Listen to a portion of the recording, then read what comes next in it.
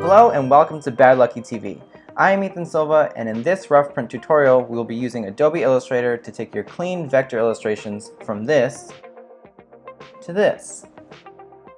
During this tutorial I'll be using some textures that I've created myself, but they are not required to complete the tutorial. You can use any free or paid textures you want to complete the look we're going for. Again, I'll be using one that I've created myself, which is totally free to download. Just click the link in the description or visit our shop and download the free vector texture pack. Some of these settings will change according to the complexity of your artwork size, and the look you're trying to achieve. These are the settings that I've used for this particular project, but are more like guidelines rather than concrete settings, and you'll see why as we go along. So let's get started. If you're following along, we'll be starting in Adobe Illustrator with a 1500 pixel square artboard. I will also be using this second artboard to place all of our new layers so we don't lose our original artwork.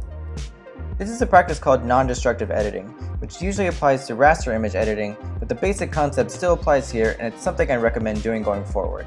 If you have already designed your artwork on a larger or smaller artboard, I'd recommend building your design using this artboard size or adjusting your art to fit this size if you are following along for the first time.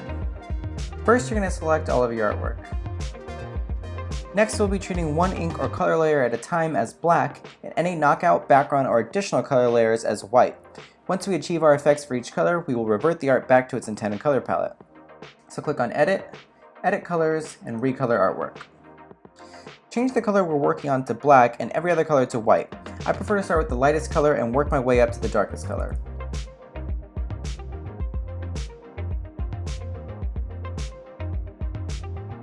The reason we're treating our artwork this way is that we don't want our separate colors overlapping too much when we get to the final part of this tutorial. This is going to give us much better control over recreating misregistration and overlapping ink effects. Now with all your artwork still selected, go up to Object and Rasterize. We want to make sure we have white checked under our background, and we want to add some space around our artwork. If we don't, we can end up with some unwanted effects on the edges of our final vector artwork, so we do this just to be safe. I usually add somewhere between 30 and 50 pixels. This next step is where we start to distort our artwork. So go up to Effect, Blur, and Gaussian Blur.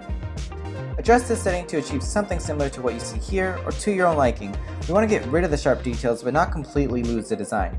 The higher the radius, the more detail you're going to lose in the next step. Again, this will change with every design depending on the size and complexity. For this particular design, I'll be going with 13 pixels. Now we're going to bring our artwork back into a vector format by tracing the image. With the artwork still selected, click Image Trace at the top of the window and let's get into the settings. Make sure you have the Image Trace panel open to adjust these settings. If it's not already open, you can click the dialog box in the top bar to open it up. We aren't going to change too much from the base settings, but let's go over what each will do for us. First, we have Threshold. A higher threshold will make your artwork thicker, with a lower threshold making your art thinner.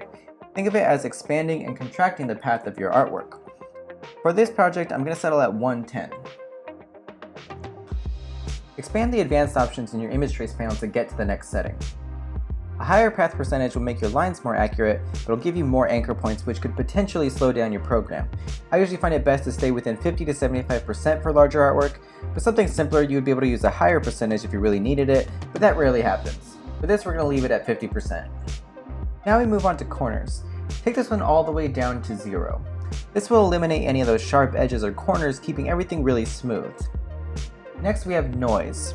This will be useful if you're using this effect on something with grit or noise already in it. The higher the pixel value, the less noise will show up. Anything below the value will be ignored. For this project, we're going to leave it at the default 25 pixels. Now this next one is really important. Make sure you check the box next to Ignore White under Options. This will get rid of all the white around our ink layer. Now before we expand, to save time when doing this with our additional colors or on our next project, you can save these image trace settings as a preset, which will take the step down to one click. Just go up to the menu next to the preset options, click Save as New Preset. We're going to title this one Rough Print. Now click Expand in the top bar. This is where our second artboard comes in to keep everything organized. Hit Command-C to copy your new ink color path, then we're going to hit Command-Z until we get back to our original artwork before we edited the colors. Make sure you create a new layer and paste your first ink color in place by hitting Command-F. This will place your artwork in the exact same spot as it was on the original artboard. Now repeat these steps with each color in your artwork. I'm going to speed through it one more time before we continue on to part 2. Now that we have our ink colors pasted into our new layer, we can change them back to our original color palette.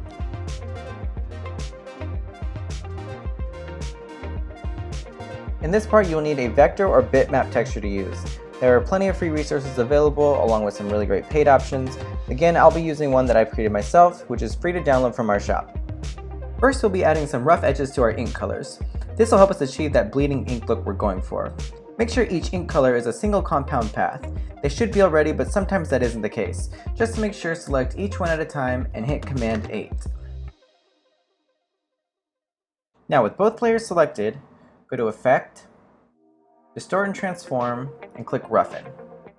Check Absolute under the size options to keep this effect consistent across all our ink colors. Again, these settings will change depending on your artwork and the look you're going for. I usually try to keep it pretty subtle, so I'm going to go with 2 pixels for my size and 18 for my detail. You also want to make sure to click Smooth instead of Corner to keep everything smooth around the edges. And click OK. Now we want to offset our inks to create a subtle misregistration look. So just select one of your ink colors and move it in any direction. I'm going to do 3 pixels up and 3 pixels to the left. To take it one step further, we're going to select both and change our blending mode to multiply. This is going to give us that overlapping ink effect. Now we're going to add our texture file. First, create a new layer titled Texture to keep things organized. Now go to File, Place, locate your texture file, and place it into your artboard. Change the color to whatever your background color is, essentially making this a knockout layer. Although the texture on top of our artwork looks fine, it's not quite there yet. Next, we're going to create a mask for our texture that'll get us to our final result. So, select all of your ink colors, go to Object, Path, and Offset Path. Change the offset setting to -8 pixels, and click OK. If you change your blend mode to multiply in the last step, be sure to change it back to normal for the mask. Now we're going to hit Command C to copy this new offset path and then delete it from its current layer. Now we're going to paste it onto our texture layer, and make sure you paste it in front by hitting Command F like we did before. Now once again, make sure this is a compound path by hitting Command 8, and then change the color to white. Finally, we're going to mask our texture.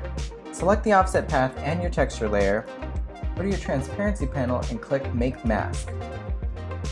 What we did is just offset our texture into the artwork so we keep a solid line of ink at the edges. This will help keep the integrity of the artwork. And that's the magic behind this effect. After running through it a few times, you should be able to complete it in just a couple of minutes. I just wanted to be as thorough as possible for the sake of this tutorial. If you enjoyed this video, make sure to like and subscribe to the Bad Lucky Studio channel for more content like this. If you have any questions or feedback, feel free to leave a comment below. I know. Talking to the mic, Scooby. Tell the world what they want to hear. Gross.